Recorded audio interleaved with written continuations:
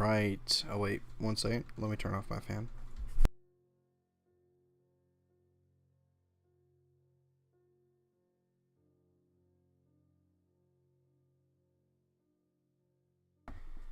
I always forget how loud that thing is. Hello. Welcome in, everybody. Welcome. This is a close reading of the book of Matthew. We are on session 22 now. I'm so pumped to be back. Glad to be here with everybody. Glad to be back. Been busy the last 2 or 3 weeks. Just a school year wrapping up, doing scholarships, working on some hobbies, and then I also had a lot of company over this past week because it was my graduation. Yay! So that was fun. But we are back now, and we just finished the Lord's Prayer last week, which I'm glad we're able to kind of finish the Lord's Prayer because I think it kind of wraps up a section of the Sermon on the Mount, and now we're able to take a small break, and now we're back, and we're going to be continuing the Sermon on the Mount, continuing chapter 6, and yeah, so I actually will wait another second or two, since this is our first time back in a little while, in case anybody's wanting to watch, and then I also am going to grab a drink too. My throat is suddenly a little sore.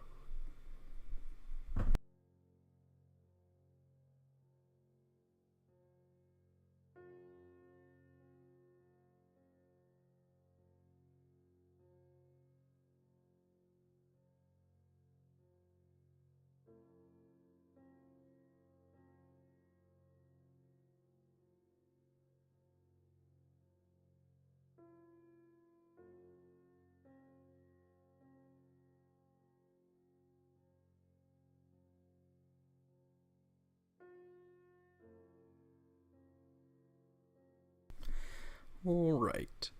Yes, good evening. Good evening, Barbara.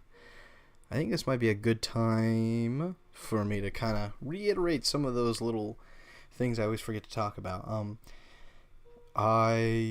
This podcast is mostly kind of just exploring the Bible would be the best way to put it, I think. This is about me and us together, kind of rereading through the Bible bit by bit with new eyes and kind of focusing on specific things that we might not notice normally and seeing what we can make out of it and what we can learn. I am not like a professor or a pastor or anything like that just yet. Maybe I will be in a couple years, but not yet at least. So yeah, these are just kind of my, you could say, somewhat uneducated takes if you want to. That seems a little weird, since we're referring to the Bible, but I also greatly appreciate it whenever people chat or watch live or tell me what they think about certain things or any ideas they have or questions or things like that. That sort of engagement is really helps make this a lot more fun for me as well, and gives me a lot more to think about. So I definitely am always glad to see people.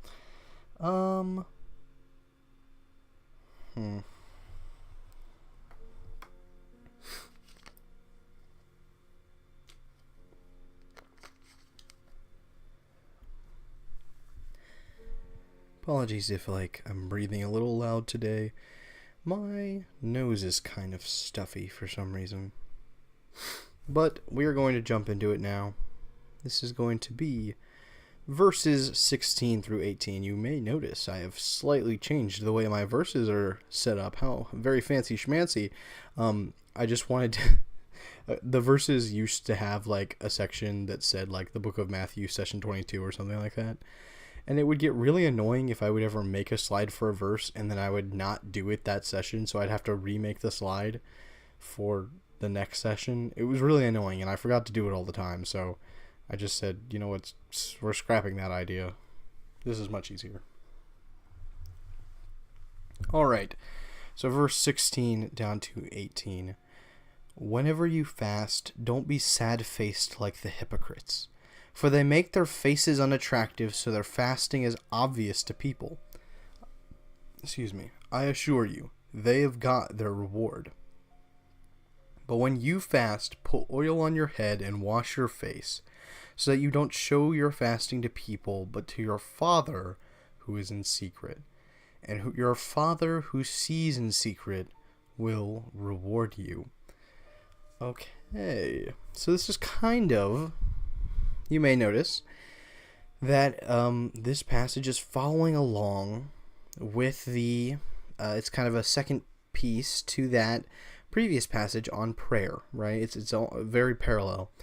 The passage on prayer, I actually don't have that slide up. I maybe should have left it up here, but it was very similar, something along the lines of, whenever you pray, don't be like the hypocrites who stand on the streets yelling for all to hear, and don't babble like the pagans. Pray to your Father in secret, say what you mean, because he hears you before you speak, and he listens to your prayer in secret. In this case, we're talking about fasting, and that ought to be noted, that fasting and prayer are talked about, not in the same, not that they're parallel, but talked about in the same way. That fasting is like prayer in some sense, if that makes sense. That they are similar in a lot of ways, right? Fasting is a lot like praying, and I would even go as far to say, fasting kind of is praying. A part of fasting is prayer, most of the, usually. But, I think it should also, that for our spiritual well-being, fasting is kind of like prayer, in that I think both of them are important things that you purposefully put in your routine, if that makes sense. They have a similar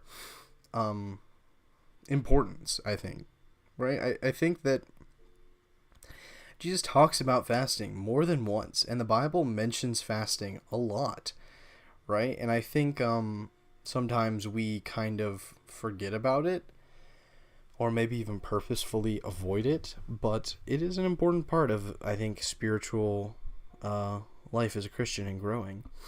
So what is fasting? Usually it would be usually in the Bible it's fasting from food.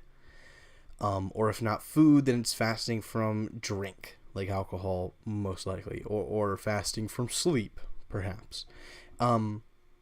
Which makes sense, because, fasting, you sacrifice these things because you are going to instead spend that time with God, and it is also a sort of spiritual practice to build reliance on God, if that makes sense, right? I am going to forego eating, and I'm instead going to spend all that time with God, so I begin to trust him more and understand how he keeps me well and nourished, and he will help me get through that, right? Or I will fast sleep, and instead I will spend those hours with the Bible, right? And learn how the Bible helps refresh me in the same way that sleep might. I think food is often used, is a really good example, because Jesus fasts from food, right? He fasts from eating when he's in the wilderness. Which, by the way, by fasting in the wilderness, he was fasting from a lot more than eating. I think that might be the greatest fast example, is Jesus going alone in the wilderness. Right, he's fasting from eating, he's fasting from, fine drink, he's fasting from a good place to sleep, he's fasting from social interactions with other people, he's fasting from his friends, he's fasting from sports and games and shopping and nice clothing and all of the comfortabilities of life, in a civilized world, basically. He gave up all of those for 40 days, or 40 days, to help remind him, right? What would that do? That would help remind you what is more important than those things.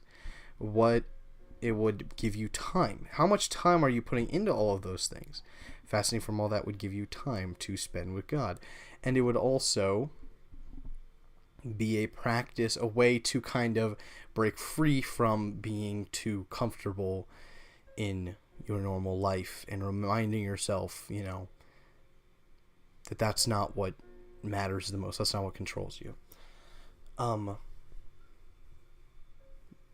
I think that's why it's a wonderful example. And one of the things Jesus says when the devil tempts him, right, to turn the rocks into bread, he says, man does not live on bread alone, but on the words of God, I believe is what he says. And we talked about this passage, and I think not that the meaning was not, I don't think that, you don't have to eat if you read enough scripture or something along those lines, right?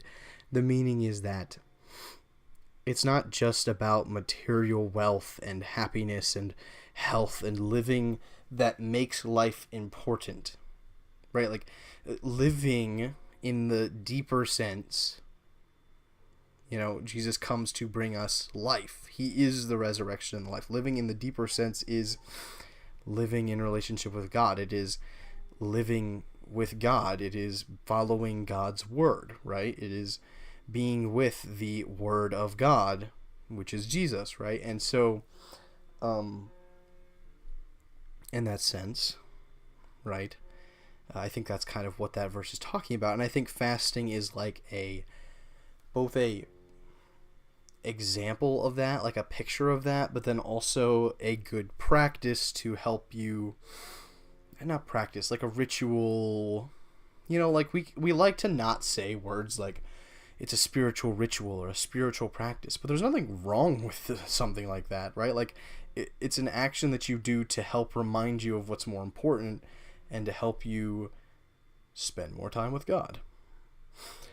So there you go. I think we just covered what fasting is. So what does Jesus say about it? Whenever you fast, don't be sad-faced like the hypocrites. The people of the time, once again, a lot of probably the Jewish leaders, the wealthier, the hypocrites, as he calls them. This was probably, the Pharisees and the scribes and yeah. The people that are typically referred to as the Jews, a lot of the times in the scriptures, especially like Acts calls them that a lot. And these people would, when they fast, they would purposely make themselves unattractive. They would purposefully not clean themselves, and they would purposefully, make sure that they don't eat anything and make sure that they look famished and make sure to walk around looking unhealthy and all that, so that, it's obvious that they're fasting. Wow, so great for them, What noble people that they would fast, even though they have all those riches, they're still willing to give it up for God, that kind of thing. And once again, the response from Jesus is, I assure you, they have got their reward. They may get what they're wanting. They may get the attention from people and the people's respect and reverence, and they may get a sense of accomplishment and happiness themselves, but what they're not going to get is a reward from God. And I think that's an important distinction. I really like that answer, because I think sometimes as Christians, we will say, oh God, I do all these things for you, and I sacrifice for you, and I respect you, and I love you, and I try to be this great Christian, and yet my life is still so much worse than those people's, the billionaires and the horrible people and the politicians and the television pastors and the wealth and health gospel people. Why is my life still worse than theirs? And the answer is because that's not the reward that you are seeking. That's not the point. Those people, they're getting their reward. They're cheating and scheming or sinning or being selfish or putting on a show to get a reward, and they may get that reward on this earth, but that reward is going to pass. And the rest of this, the next section that we are going to cover tonight, talks about that in a lot of detail, about how, it's not about storing up treasure on earth, it's about storing up treasure in heaven. Solomon actually talks about this in a kind of unique light that I don't think it's brought up a lot. That maybe I'm misremembering, but I think he talks about how the people that are evil and who don't have God's favor are often the ones who get the most, the better life here on earth. Or really it's more so the other way around, where the people who follow God and are following his will and are storing up treasure in heaven, right, are the ones who often suffer the most on this planet. And his point, I think, was kind of that life is fair, right? Like, that the people who are given a worse opportunity in this life have a better opportunity in the next life, or something along those lines. Or that, that God is a fair God, if that makes sense. That because you're following him, that almost means that you're not going to have a perfect life on this earth. I think I'm paraphrasing a lot here, and Solomon, he's a very interesting writer. Most of this stuff I'm talking about is in like Ecclesiastes, and it's really fascinating. It's also, it's the words of a wise man, so maybe he's not right about everything. He's processing things while he's writing Ecclesiastes, I think. And more so than that, even too, that's all like pre-Jesus to that understanding. And you also have to, maybe I'm misremembering some things. So anyways, I just made a lot of qualifiers for like why I just said might not be that important. But I do really like that Jesus and Solomon both kind of agree on that aspect, if that makes sense. So what does Jesus say instead? When you fast, put oil on your head and wash your face, so that you do not show your fasting to people, but instead to your Father who is in secret. Right? And his point is that it is fasting, to a degree, is another point of fasting is that it is a not show, but it is it is kind of, show isn't the exact word I'm looking for. It is a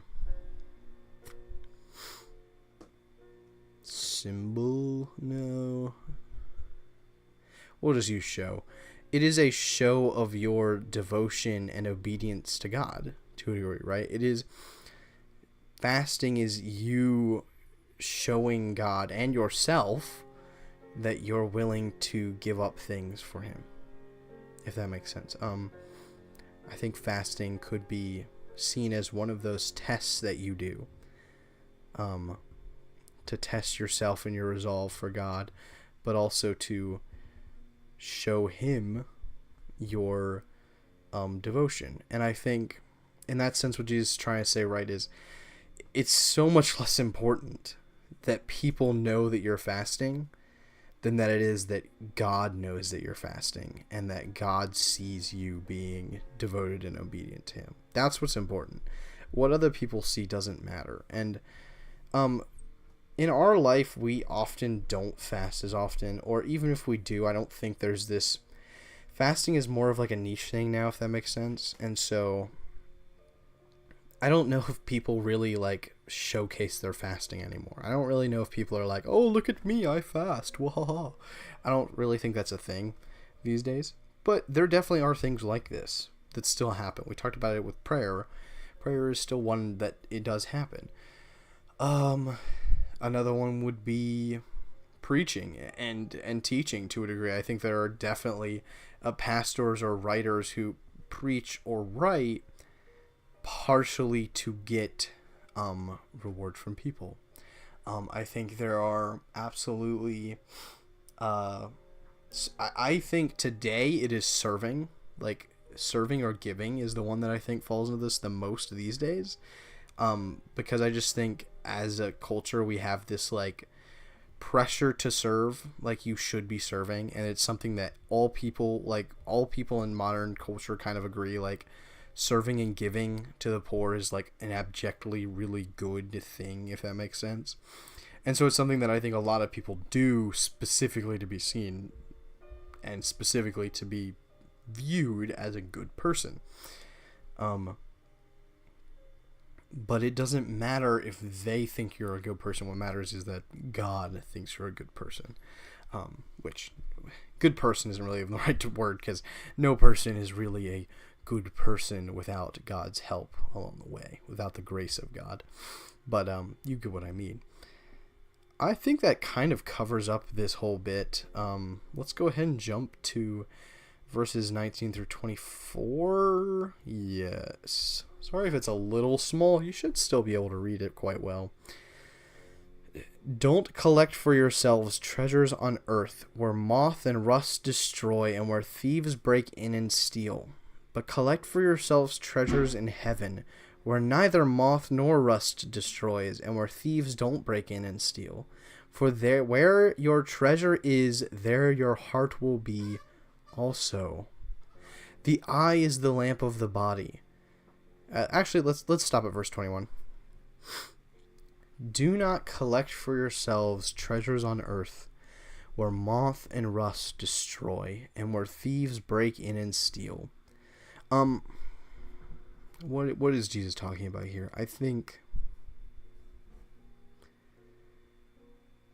this is piggybacking off what we had been talking about.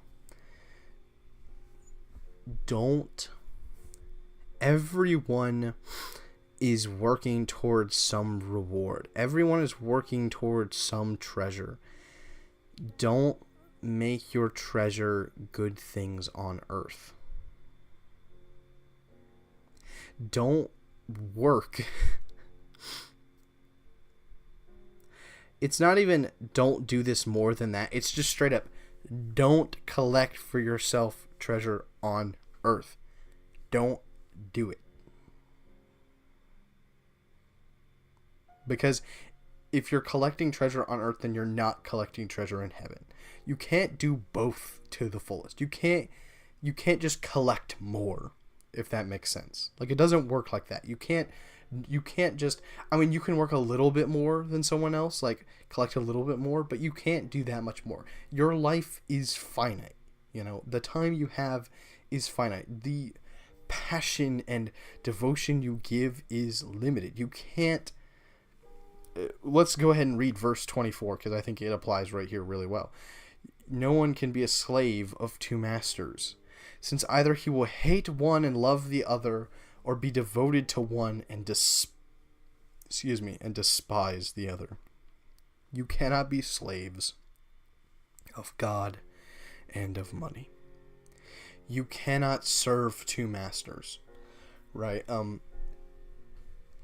So I think this can be, I think people we talk about this passage, verses 19 through 21, and it's like, don't collect for yourself, have treasure on earth. And we're like, oh yeah. We'll keep working at that. It's a good thing that we're all here and we're all Christians and we're all working towards collecting treasures in heaven. Right? That's kind of how I think we take this verse sometimes. Is as if though this was simply, we take this verse like it's a simple, be a Christian, don't be a not Christian verse. I think we may do this to a lot of verses where we just say that, like, the people who aren't collecting themselves treasure on earth is atheists, and all Christians are obviously collecting treasures on heaven. Like, that's what it means to be a Christian, right? Like, duh. And I mean, wow, that is true, that, like, if you're a true Christian who's really following Jesus and being a little Christ, then you are collecting treasures in heaven. While that may be true, I don't think everyone who goes to church is necessarily collecting them treasures in heaven. Like, we do this to a lot of verses, I think. And I think we try to play the blame game. It's not even like we're blaming someone else. We're just, like, pretending that this isn't something that applies to us at all. And, like, we just get a free pass here. And that's just, I don't think that's the right way to read this. I think a lot of Christians, sometimes without even realizing it's a wrong thing, are working towards treasures on earth. Like, I genuinely think about it. First, we'll do it this way. Think about it. Can you think of Christians that you know that... did the music get kind of loud? Let me turn it down a little bit, sorry. Do you know of Christians who, they might be great people even, but they are absolutely spending a lot of their time working towards a goal that only matters on earth? That they're absolutely spending a lot of their time into earthly things. Okay? I feel like all of us can probably think of at least somebody who fits that bill very well. And I think for almost every single Christian, you could probably come up with something that they are putting their time into. They are, not that they're like, oh, you can't have hobbies, or oh, you can't care about things on earth, but is this what you're collecting treasures for? Are you looking at this thing and saying, this thing is a treasure that I am working towards and that is going to fulfill me and give me gain of some kind? Like, is that how you're treating it, as a treasure? I think most people would. Now here's the flip side of that question. What is that treasure for you, right? Can you think of anything that you are working towards on earth that is, you're treating it like a treasure, that you're spending tons of time and devotion into this thing because you desire it and you know that it will be a reward for you at the end, and you are just collecting treasures on earth? So then how do you collect treasures in heaven? Well, Jesus tells us how. Maybe not in this verse, but there are a lot of different verses in the Bible that talk about having a reward in heaven, or working towards a better life in heaven, or being the greatest in heaven or the least in heaven, right? And I think sometimes we just kind of avoid this, but like, I think he just told us how in the previous two patches, right? Pray to your Father in secret, and he will reward you. Fast in secret, and your Father who sees in secret will reward you. That is a treasure in heaven that you are building up, right? Is fasting, praying, right? I think this applies to being obedient in general and following God's will. That is how you build up treasures in heaven. Why is this so important? Why do I have to build my treasures in heaven? Why is it so bad that I build treasures here on earth? I mean, you can say that, oh, you can't be a slave to two masters, but what if I'm not being a slave to my treasures on earth? What if it's not a big deal like that? Verse 21, for where your treasure is, there your heart will be also. This passage kind of works both ways, I think. You have to ask yourself, where is your heart? What is it that you care the most about? What is it that if you were to lose one thing, what would hurt you the most? What would pull at your heartstrings? What is it that gives you anxiety attacks and that you worry over day and night? What is it that tugs at your heart? What is your deeper passion? Right? Where your treasure is, your heart will be also. Where, if you want to know where you're building up treasures, ask yourself, where is my heart at? Right? What am I focusing and loving and desiring? You can't. I don't think you can have a split heart, and if you can, then I don't think it's a healthy place to be in, if that makes sense. You have to build. You can definitely still love and enjoy other things, but I think you know, being a follower of God primarily is, making him the Lord of your heart and loving him with all of your heart, right? He is the most important thing. So he has to be your treasure, right? Heaven has to be your treasure. Verses 23 through 23. How do these verses relate? The eye is the lamp of the body. If your eye is good, your whole body will be full of light. But if your eye is bad, your whole body will be full of darkness. So if the light within you is darkness, how deep is that darkness? There's some really poetic stuff here. But what does it mean? What does this whole thing mean? Why is this right here between verses 21 and 24 absolutely makes sense together, right? We talked about how no one can be a slave of two masters. That connects perfectly to verses 19 through 21. So what is verses 22 through 23? Well, we just said, where your treasure is, there your heart will be also. And then he follows that up. The eye is the lamp of the body. If your eye is good, your body will be full of light. But if your eye is bad, your whole body will be full of darkness.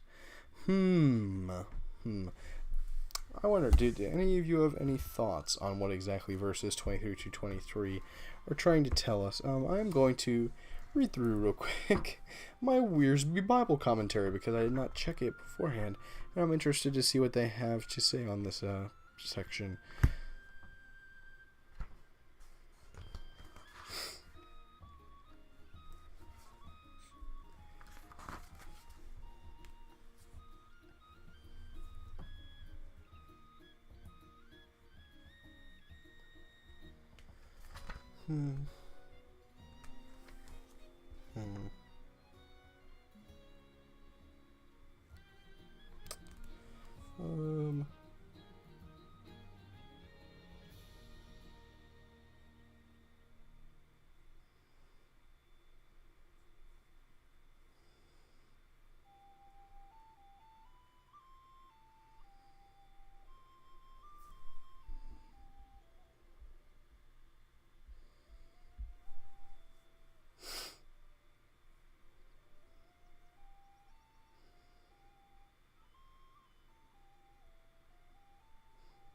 Okay. So I like this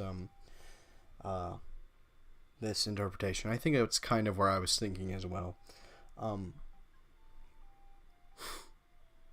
The eye is what guides you in your life, right? The eye is the lamp of the body. It is what lights your path. It is what shows you the way. If your eye is good, your whole body will be full of light. What does an eye do besides showing you the way? But what is an eye's action? What is it doing? It is focusing on things. It is looking for things. It is seeking things out. It is perceiving things. What is your eye fixed on? Right? What are you looking for? What are you seeking? What are you perceiving? What is it that you are focusing on in your life, right? I think that's kind of the point of this. Once again, the same thing, right? Where your heart is, I think the point of this passage is kind of, and if you can't figure out where your heart is, where your treasure is, there your heart will be also. And if you can't figure out either of those, then I got a third one for you. Where your eye is, there also is your heart. Almost, right? What are you focusing on in your life? What are you seeking? If your eye is bad, your whole body will be full of darkness. If you cannot focus correctly, right? If you're not focused, if you're not seeking the right things, if you are conflicted in the mind, kind of, right? your whole body will be full of darkness. And verse 23, if the light within you is darkness, how deep is that darkness?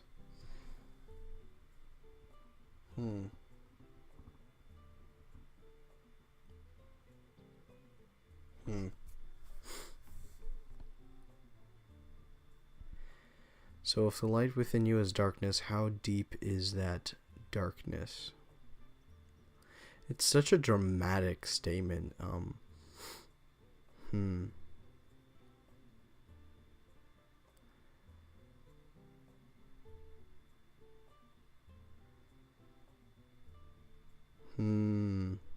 Okay. This is what I'm going with.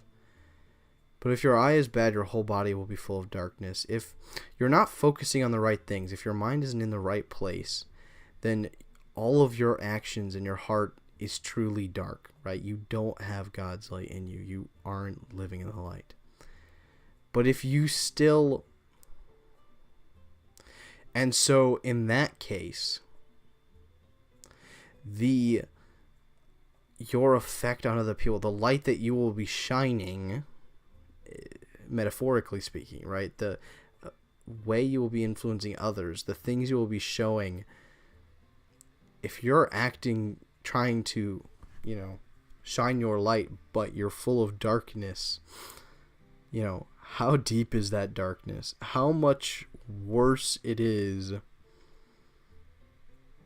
How much worse it is to be full of darkness but pretend to be shining the light, I guess, is sort of what I'm trying to say, right? And so that instead of shining light, you're shining more darkness out into the darkness, right? You're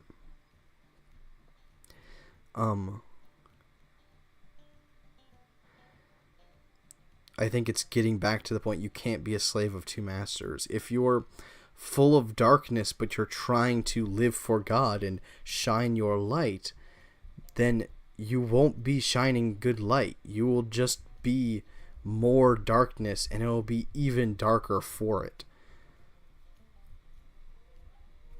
And that is why I think he's giving this warning. You cannot be slaves of God and of money. Money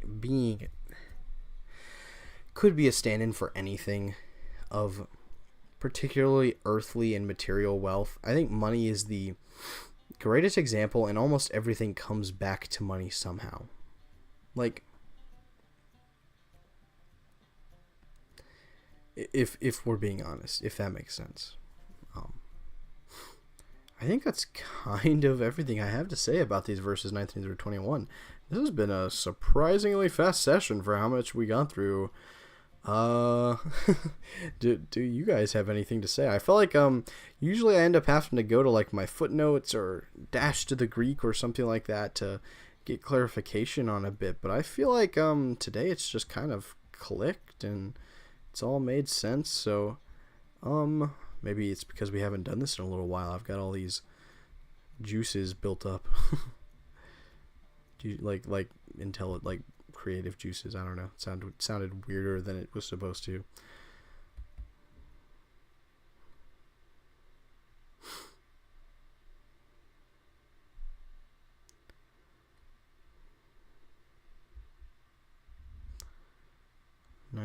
So wait, what verses was this? 16 through 24. What footnotes did I have?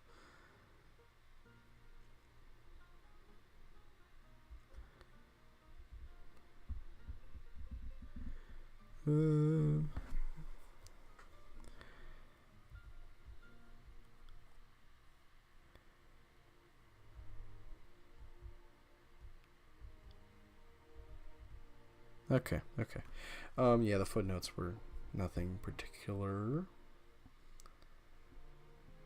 All right. Sorry if it's kind of been a little quiet today. I've just been thinking. All right, I'm gonna stop saying. That'll do it for us tonight. I enjoyed having you all. I hope you got something out of this kind of quick run through of these last two sections. Next time we'll be talking about the rest of chapter 6. I believe we'll finish chapter 6, which will be very nice. And it's the passage about anxiety and coveting, right? That kind of well-known passage. My dad loves this passage, but don't worry about your life, because look at the birds of the sky and the flowers of the field and how God cares for those, right? And so that'll be a really fun passage to go through, because it's one that I think I kind of have studied before in the past, and so I understand pretty well. We'll see if I see anything new out of it, and then we can also kind of talk about the passage in depth and kind of quickly too, if that makes sense. So yeah. Also, if you guys want to let me know what you think of the music, I did use a new track in the second half of this podcast, so you can tell me how it sounded. That'll be all. Actually, yes, one last thing. If you have not had a chance to check out the sermon I gave on Palm Sunday, I was very proud. No, not proud. Happy. I don't know. I think it was a very good message, and it's one that I want to give to other people, because I think it's one that a lot of people need to hear, and something that's very relevant to right now and to a lot of people's lives. So if you have not checked it out, I did make a post on it with a link on the channel. Please do. I also may post an essay version of that sermon at some point. So yes, whenever that comes out, please check it out. That'll be all for this week, and until next time, we should be more consistent through the rest of the summer. So until next week, everybody, God bless.